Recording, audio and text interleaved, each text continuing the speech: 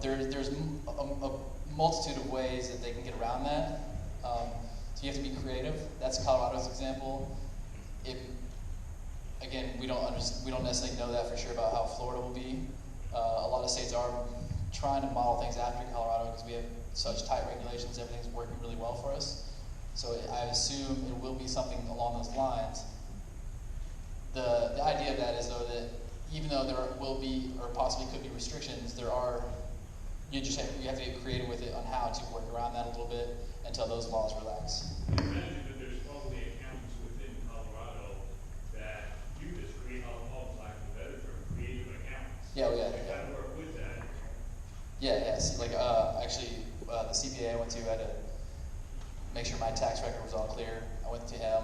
We'll just say we got creative with it. That's the best thing I can say on stage. Right. Yeah. And tell me about this, like Nadab, like lawyers that help you. Yeah. And so we have our attorney Nadab and McAllister Law Firm is the ones we went to. They actually helped draft Prop 64 back in 2011, 2012. Those guys are going to be really important in getting your corporate structure established. That's one of the things they're going to scrutinize when you hand in your application. They're going to look at everything. Okay, these are the owners. These are the investors. What's your interest rate? What's every little agreement they want to see. We just went through a situation where we almost got nailed because there was a side agreement with a broker. We fixed it, caught it in time, but we literally had to list every single side agreement that was attached to this purchase. It was a $2.1 million purchase.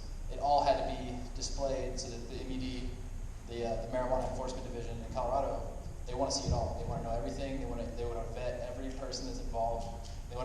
Basically, they're just trying to keep out black market money. They're trying to keep out cartel involvement, things like that have already showed up in Colorado. When it first opened up, 6, 7, 8 years ago, there was a lot of that. I don't know if you guys stayed up with it in the news. We had a lot of dispensaries, a lot of grows open up off the bat, and then over like 2 years, there was a raid, 2 raids, 3 raids a week, like federal raids. Because of that, they came in, they were finding all these people were somehow affiliated with cartel, or somehow they got black market money into it, and they found that out through whatever. Everybody gets audited in this industry right now. You're going to get audited by the IRS eventually.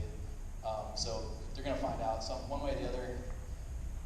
Just make sure you cover that part of it because they're going to figure it out. Any more questions? If not, I'll kind of continue here.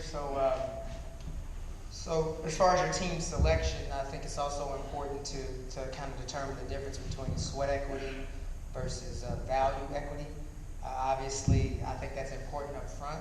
So that way you don't get into a situation where you have an individual that's put their money and their time, whereas there's another individual that has maybe only put their time. So you want to those are kind of challenging discussions to have, but they really need to happen in advance. So you don't get down the road and then have that type of issue shake itself out. Does everybody understand what I mean by that? Okay, great. So then these 4 companies that I have on here, Eden Labs, Apex Supercritical, those are extraction companies. They both do CO2 extraction. The other 2 companies is called Bluegrass Natural Remedies, and the other one is the Michigan Hemp Company. So the reason why I'm still on the team selection process is I think that is very much, it's really overlooked, and if you don't effectively select the right team, dissolutions in the cannabis industry are pretty rapid. The folks that are in the industry, I guarantee that most of the companies have had original owners and co-founders and things like that, and things have dissolved and people have gone their own way. So what's interesting is these 2 companies, both the extraction companies, they're out of Ohio. They used to be partners, and they're no longer partners. They've dissolved, and now they're competitors. And so, same with the other 2, Bluegrass Natural Remedies and Michigan Hemp Company. They were both Michigan Hemp Company. Now they're Bluegrass Natural remedies as well. So the point I'm trying to make here is that this business breakups or business divorces are very, very common in the marijuana industry. So real quick, we're going to go through property selection. So I've kind of covered a lot of this already, but mixed zoning. So be careful about just be careful about the zoning. I don't want to really touch on that more. Often, if you're looking for a building, make sure it's not too close to a school or a park if you can.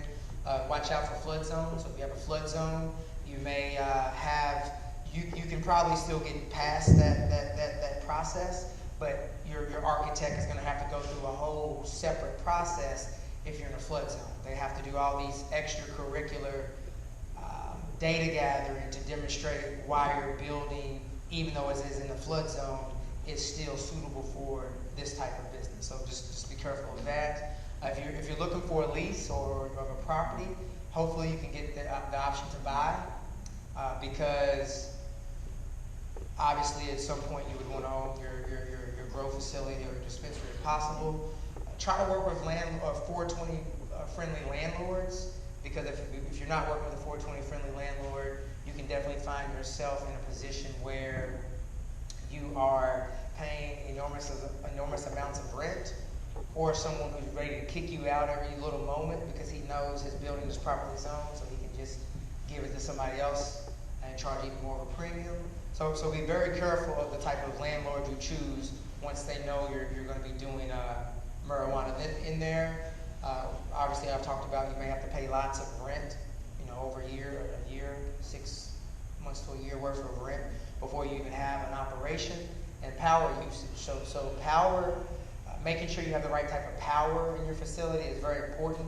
So just because it's properly zoned, that doesn't necessarily mean that it doesn't need a new transformer, which is going to be expensive. That doesn't mean that the wire that's coming in the building, whether it's aluminum or copper, all that changes. If you have the types of wire that drops inside of your electrical panel, if it's aluminum versus copper, all that makes a difference.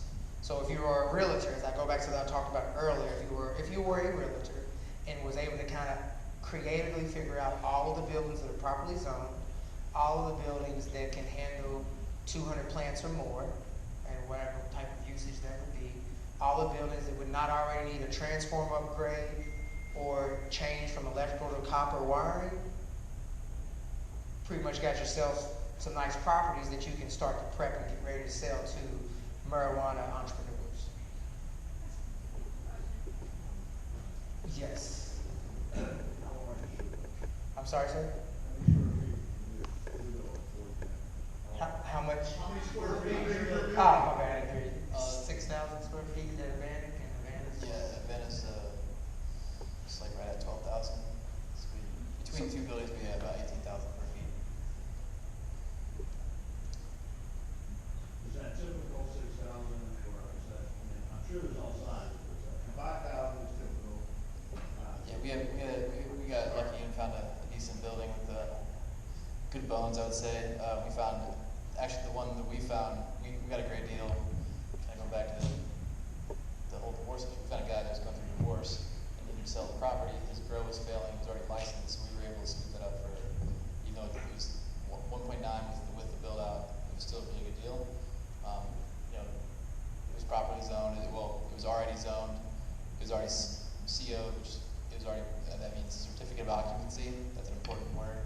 If you're trying to buy an existing grow, which may come into play in the future for some of you guys, that actually might even be a better option at some point, because it saves you a lot of the hassle of all the earlier steps. Finding out, okay, is this properly zoned, going through the whole process with the architect. It's going to cost you a little bit more, but you can get in the door running versus spending 9 to 12 months getting the whole process set up and built. So. And then in that example he gave was more about a purchase, but there's the one that it's more of a 6,000 square foot facility that is more for processing. So that particular building, it has an option to buy at 650, but 650,000. But the landlord, and I'm gonna give you an example of an email that he sent just to show you what the landlord was doing. But if we wanted to, let's say, change or amend the current contract, he was going to take the price from 650 to 800, just because we wanted to changed the name of who the lease was with.